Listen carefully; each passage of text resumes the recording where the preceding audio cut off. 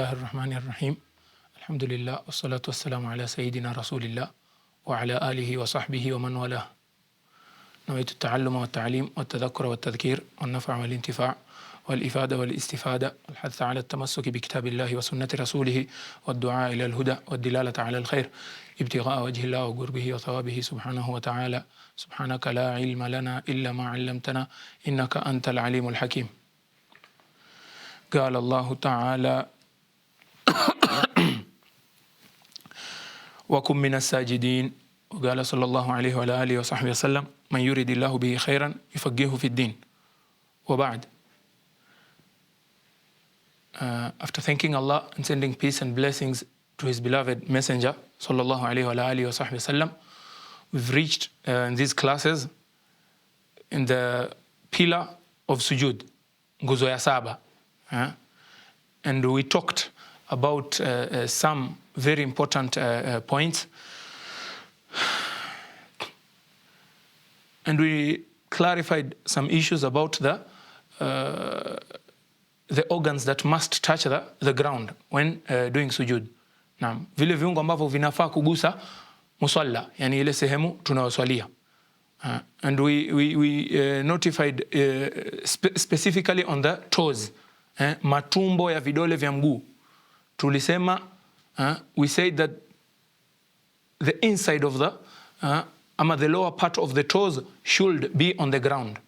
Lazima mtu aeke vidole utumbo ama matumbo ya vidole vya miguu viwe viko kwenye ardhi. Hiyo ndo sehemu.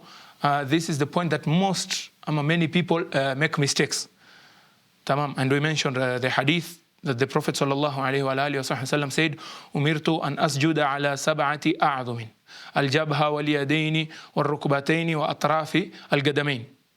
Naam.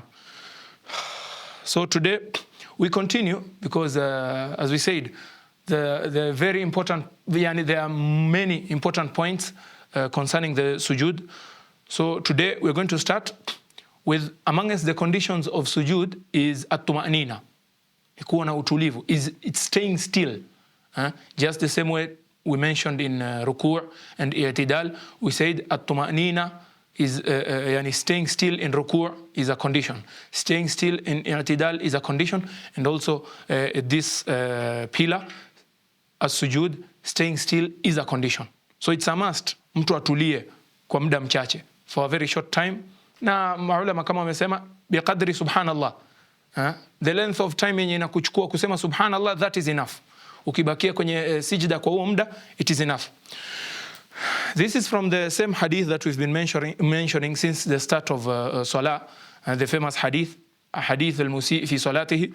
The Prophet then told him, after i'tidal, he told the Bedouin or the Sahabi who came and was making mistakes in Salah, he said to him, thumma asjud hatta tatma'inna sajida, then prostrate till you be still in prostration.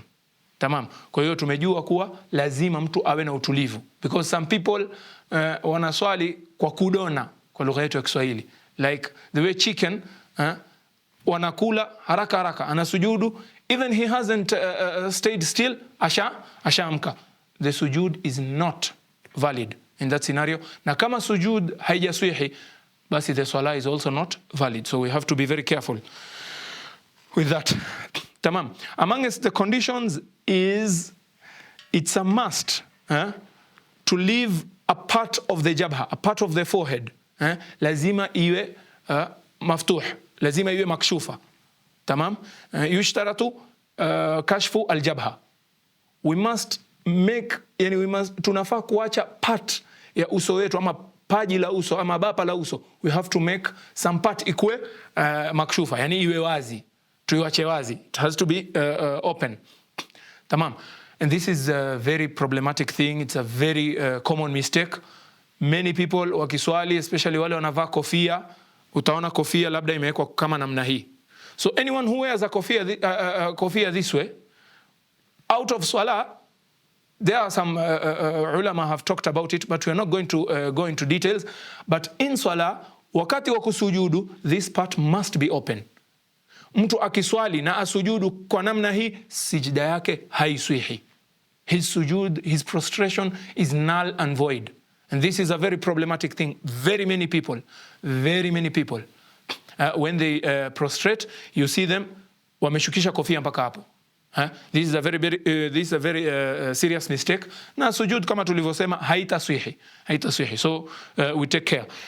Na hii, where do we get this? Except often, kabla hata kutaja dalili, except mtu kama labda akona bandage.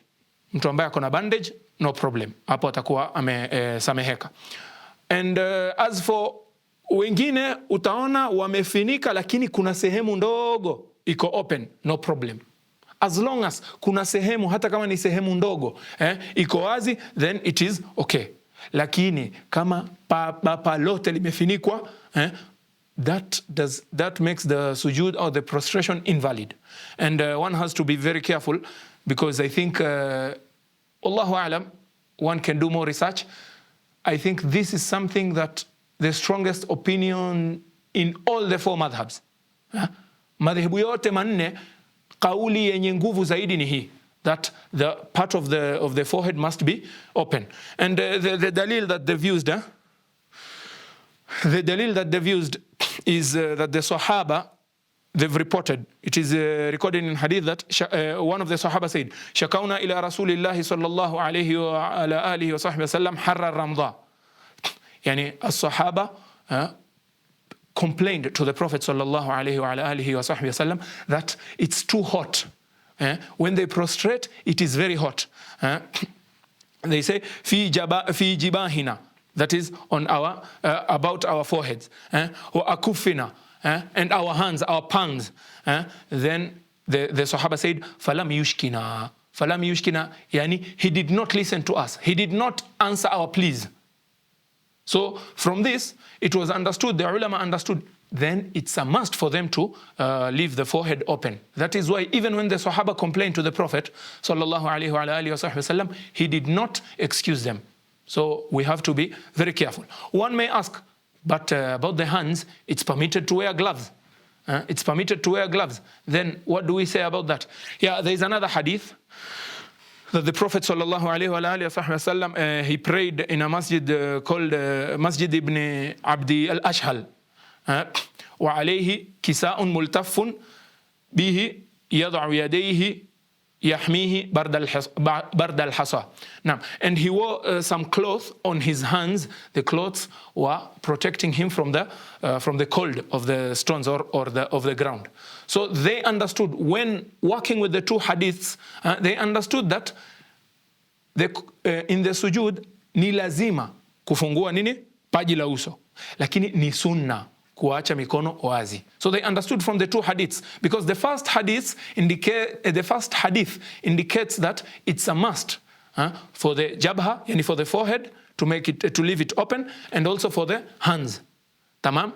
But there is another hadith that the Prophet covered his hands. So they understood that the amr, or the rule, or the obligation kulingana na forehead is a must, but kulingana na mikono it's sunnah. So we have to be very careful. And as I said, I think it might be the consensus of the four madhahib that it's a must to leave a part of your forehead open. Sasa wale ambao wanafinika, what happens?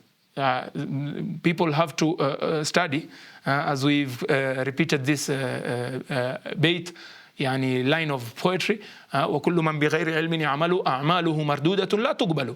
Now, anyone who does any amal, does anything without knowledge, his amal or his actions are returned to him. They are not accepted. So we have to be wary of this. Now, and amongst the conditions is also not, when one makes sujud, he should not make sujud on something that he is carrying.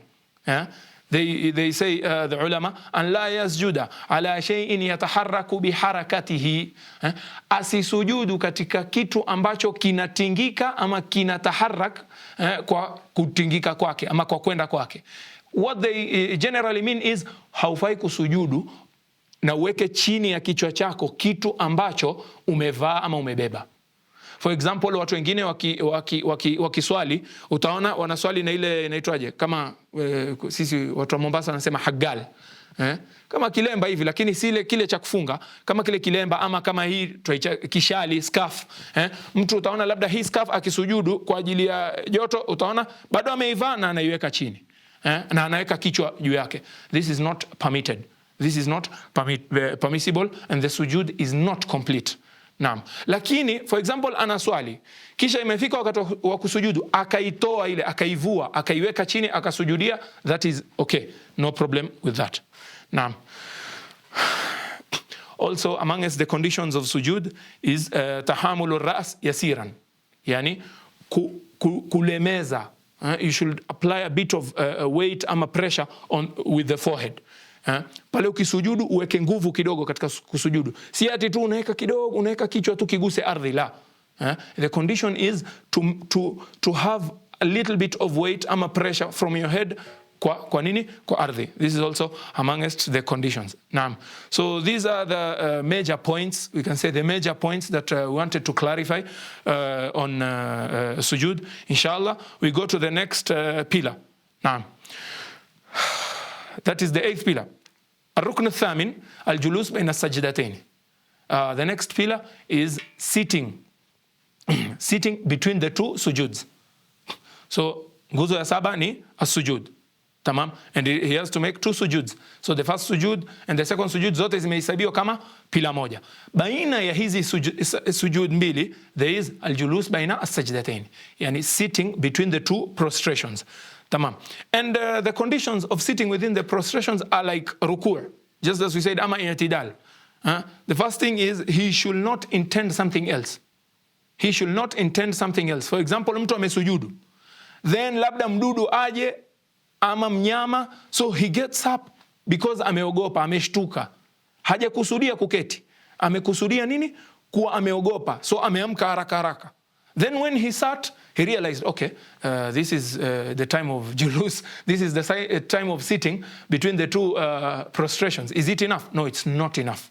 He has to go back, then sit properly, yani with the intention of al-julus. Naam. If he has no, yani he has no thought, yani hajakusudia kitu, he has no any intention, yani akili labda imepotea, as we've mentioned, I think we mentioned this in ruku, akili imepotea and he's not thinking about anything na kaketi, that is okay, that is okay. So the condition is not to intend something else. Naam. And it's amongst the things that are a must also, ama conditions za a valid al-julus ni kuwe na at-tumanina, kuwe na ule utulivu. He has to stay still also. Kuna wale watu wanaketi haraka haraka wanarudi.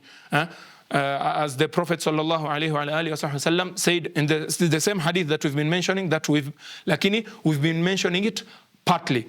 The Prophet said, ثُمَّ ارْفَعْ حَتَّى تَطْمَئِنَّ جَالِسًا. Then get up till you stay still while sitting. Naam. Also another very important condition, a common mistake also. When one sits, he has to make sure أن يستقر جالسا. He has to really sit. He has to be in a sitting position. That's what we mean. Any sitting position. Ataketi kwa namna anayotaka. Tamam. The way generally people sit, that is sunnah. That is sunnah. But kuna watu anainuka kidogo tu from sujud. Utaona ameinuka. So he is between sujud and sitting. If he is closer to sujud than he is to the sitting position, that julus is not counted. It's null and void. So he should be in a sitting position. Kama atakuwa karibu zaidi na ile sehemu ya kusujud, because some people you'll see them, yani ameketi hivi kabisa, amekaribia sujud. That is not enough. Some of them do this out of mbio, out of sur'a. Yani they're in a hurry. So that way, this rukn will not be counted, and it's null and void. It's not sahih. Then that's enough for this pillar. The next pillar, التاسع من الأركان التشهد الأخير. Then the 9th pillar of Salah that we're going to talk about is the last tashahud. The last tashahud. And this, alhamdulillah, yani it is famous. Some of them, or some will say, at-tahiyyatu lillah. Yani some people will name this at-tahiyyatu. No problem. but it is very important, and it's a pillar, so it must be there during salah. The Prophet sallallahu alaihi wasallam said, "Qulu at-tahiyyatu lillahi," till the end of the at-tahiyyatu. Naam. And one of the Sahaba once said that the Prophet sallallahu alaihi wasallam used to teach them the tahiyyatu the same way he used to teach them the Fatiha. The same way he used to teach them the Fatiha. Now, so the shortest version of tashahhud, there are very many versions. We're going to mention maybe 2 or 3, but the most important thing is the shortest version. This is the obligatory version. Tamam. We're going to read it, then inshallah we're going to mention maybe another version, just 2 versions, the shorter one and maybe the most complete one. Do tujue what is a must for the child to learn. Tamam. So the shorter version, the shortest version ni mtu kusema at-tahiyyatu lillah, salamun alayka ayyuhan nabiyyu wa rahmatullahi wa barakatuh, salamun alayna wa ala ibadillahi as-salihin, ashhadu an la ilaha illallah wa ashhadu anna muhammadar rasulullah. So till here, this is the end of the tashahhud. This is enough. Hii ndio pati ya lazima. Anything else is sunnah. Anything else is sunnah. I know most of us, we are used to a very lengthy version, a longer version. We are used to saying at-tahiyyatu, al-mubarakatu, as-salawatu, at-tayyibatu lillah, assalamu alayka ayyuhan nabiyyu wa rahmatullahi wa barakatuh, assalamu alayna wa ala ibadillahi as-salihin, ashhadu an la ilaha illallah wa ashhadu anna muhammadar rasulullah. We are used to this. So it's okay if one says this. But one very important thing is that we have to be very keen at the stressed letters. Tutamke zile shedde vizuri. Just as we said tukizungumza Fatiha. Lazima tuchunge herufi za tashahud. We have to pronounce the letters as they are. This is a problem because some people, many people, at-tahiyyatu, you'd see hapa tasema at-tahiyyatu. No, it's not enough. It has to be at-tahiyyatu. There is a shadda at-tahiyya. Those are 2 shaddas there. But some people say at-tahiyatu. There are 2 shaddas there. So we have to be very keen on that. Lazima mtu awe na aweke umuhimu katika nini ibada yake. Tamam. So that is the only condition that we are going to mention about the tashahhud that is a bit a common mistake. We have to pronounce the letters correctly and also be keen on the stressed letters. Naam. Nguzo ya 10. The 10th pillar. The 10th pillar of Salah is al-qu'ud. Al-qu'ud fi tashahhud al-akhir. The 10th pillar is sitting. The 3rd pillar is sitting in the tashahhud al-akhir. So they're mentioning this. One may ask, why are they mentioning this? Why is it a pillar separately? They mention this just in case. Generally, we are used to everyone knowing Salah and that the tashahhud is said while sitting. But they are teaching just in case there is someone who will decide, no, I'm going to say the tashahhud while standing. They are going to say the tashahhud while standing, then they make the salam. No, so we have to be careful. The tashahhud should be said while sitting. And if one is not able to say the tashahhud in his in Arabic, he cannot, maybe amesilimu karibuni, so he doesn't know how to say the tashahhud with in Arabic. He can be it can be translated na alete just the sunnah part, asome tashahhud kwa lugha anayotaka, either in English ama in Kiswahili ama lugha yoyote. Tamam. Then after that, the pillar that is mentioned after that is sitting down. He has to make the tashahhud while sitting down. Naam. Al-hadi ashar, the 11th pillar of Salah. We are nearing the end of Salah. The 11th pillar of Salah is as-salatu ala nabi sallallahu alayhi wa ala alihi wa sahbihi wa sallam ba'dahu. Yani we should pray, send peace and blessings. Send peace only, yani as-salatu ala nabi. You should send peace to the Prophet sallallahu alayhi wa ala alihi wa sahbihi wa sallam. And it should also be said when one is at a sitting position. Na uchache wake, ile yenye ni lazima, we have to say Allahumma salli ala Muhammad. That is enough. Tamam? That is enough. Tamam. La ilaha illallah Muhammadur Rasulullah. This is also mentioned in the same hadith, hadith al-Musi fi salatihi. The Prophet also ordered the person praying, he told him, then say, Allahumma salli ala Muhammad. It's enough. Tukisema tu hivyo, Allahumma salli ala Muhammad, inatosha.